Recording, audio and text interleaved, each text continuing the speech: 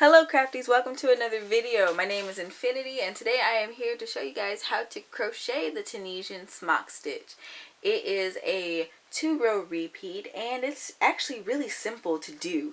So, I think I actually want to make up some headbands after this tutorial. I might actually do that. I really like this color specifically. But anyway, without further ado, I'm going to jump right into my tutorial. Alright guys, so to get started with today's stitch, you are going to want to make a slip knot and you are going to be working in multiples of 2. So for my swatches, I did 12 and 14 stitches respectively. So today I think I'm going to do 12 stitches. That's a good width for me. So 2, 3, 4, 5, 6, 7, 8, 9, 10, 11, 12, and what we're going to be doing is just doing a normal cast on and a returning pass, and so I'm going to do that off camera and I will be back when I get done. Alright, so if you've gotten to this point and you are completely lost, I do have beginner Tunisian crochet tutorials back on my channel, which I will link at the end of this video. They're all in a convenient playlist. But moving forward, we're going to move on to our first row in our 2-row repeat. So the smock stitch is worked in a 2-row repeat. So once you get the hang of it, it's really easy to remember and work up. What we're going to do to work this first row of our repeat is we're going to skip that first stitch that we always skip, and we are going to work underneath the next 2 stitches with a Tunisian simple stitch. But first we're going to yarn under. So knitters call this yarning over purlwise. You put your hook behind the yarn, wrap it from bottom to top, and what we're going to do is we're going to hold that there because otherwise it comes loose and you end up purling, and that's not what we want today. So we're going to, while holding our yarn under, we are going to insert our hook underneath the next 2 stitches like so, and we're going to yarn over. We're going to pull up a loop, and we have 3 loops on our hook. Okay, we're going to do that again. Yarn under, hold that loop, insert your hook under the next 2 vertical bars, yarn over, pull up a loop, and now we have 5. So something with this stitch too I've noticed in my experience is that you have more stitches, or you end up with more stitches on your hook than you initially started with. So don't freak out if you start getting 1 to 2 extra stitches. It's okay. Alright, and we're just going to repeat this all the way across.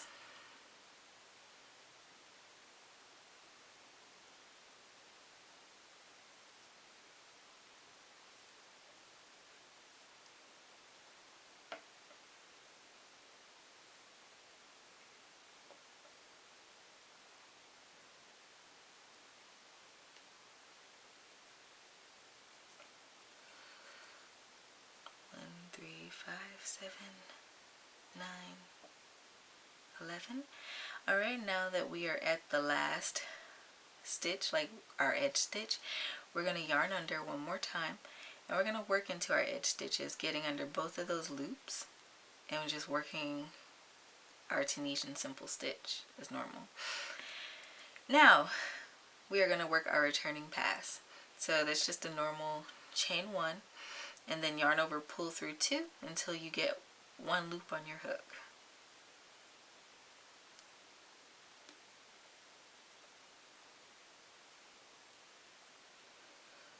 And if you guys noticed, my swatches at the beginning of the video were pinned down. That is because this stitch is gonna curl on you, so just watch out for that. Of course, it can be remedied by blocking it later, as I did with my other swatches, so it's not a really big deal.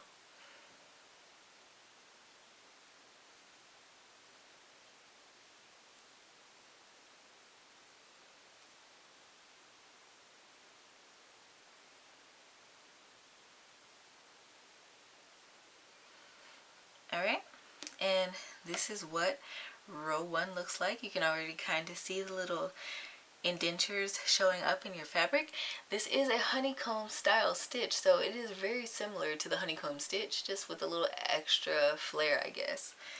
Alright, now we're going to move on to the second row in our 2-row repeat. Now this stitch is an offset stitch, so in order to do that, we are going to work this row a little differently. Every even row, we're going to work it a little differently. So I'm going to yarn under, and I'm going to come under this first little loop of our V right here. Now you'll notice that these V's are all the way across the width of your work, and you want to be careful maybe not to tug too hard on it, because otherwise that other leg of that V is going to disappear, and we're going to be working into that in just a minute, so keep that in mind. But for now, we're just going to work under this one. We yarned under, we're going to yarn over and pull up a loop in that first one. Okay, so now we're going to go back to doing what we were doing. Yarn under, insert your hook under the next 2 stitches, so that stitch that I told you not to tug too hard on, you're going to put under your hook under that and under the next stitch.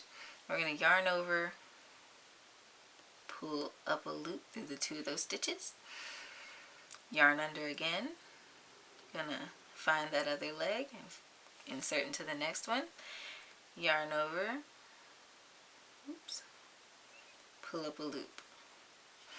I'm gonna do this all the way across.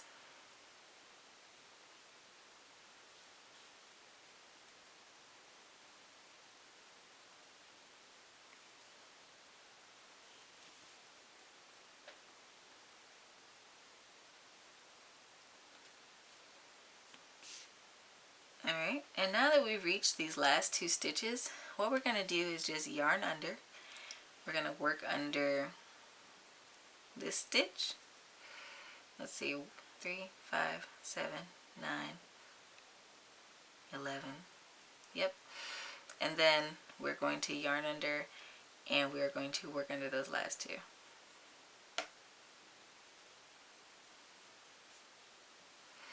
Alright, and this is what row 2 looks like. It's already coming together. You can see the little pockets that are starting to form here. So now we're going to do our returning pass. Again, just chaining 1 as normal, and then yarn over, pull through 2 until you reach the end.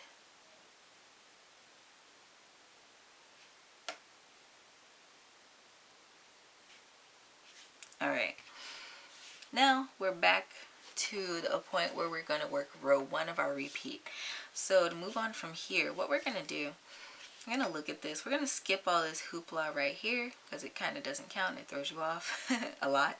So what we're going to do is yarn under, and we're going to find those first 2 legs of those V's. And we're going to yarn over, pull up a loop, and we're just going to repeat row 1 all the way across this row.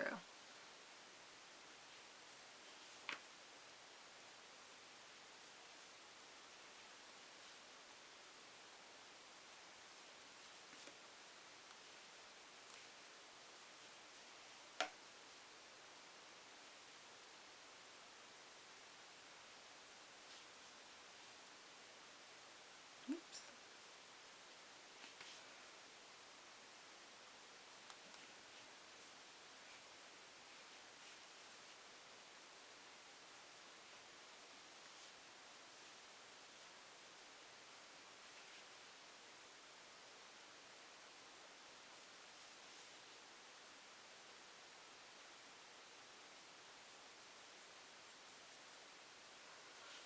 Alright, and we're coming up to our last stitch, and we're just going to work into our edge stitch after yarning under.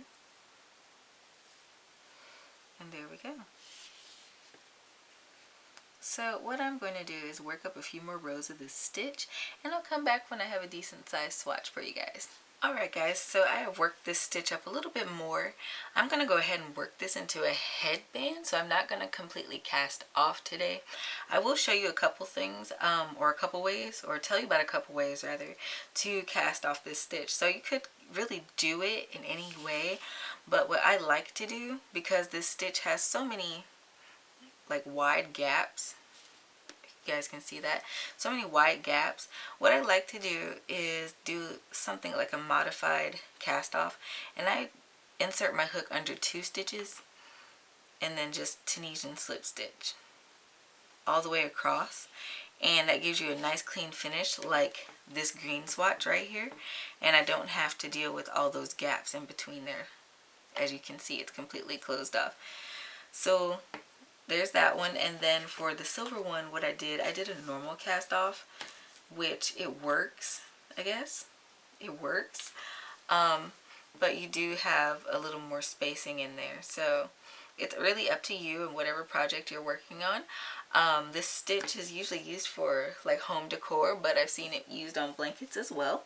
So, I mean, you know, it's a very versatile and pretty textured stitch, and it's super beginner friendly. So I recommend you try it out. I thank you for reaching the end of this video today. If you enjoyed it, don't forget to leave me a thumbs up, comment, let me know how I did or what you would like to see in the future. Don't forget to subscribe and hit that notification bell so you never miss out on awesome weekly content like this.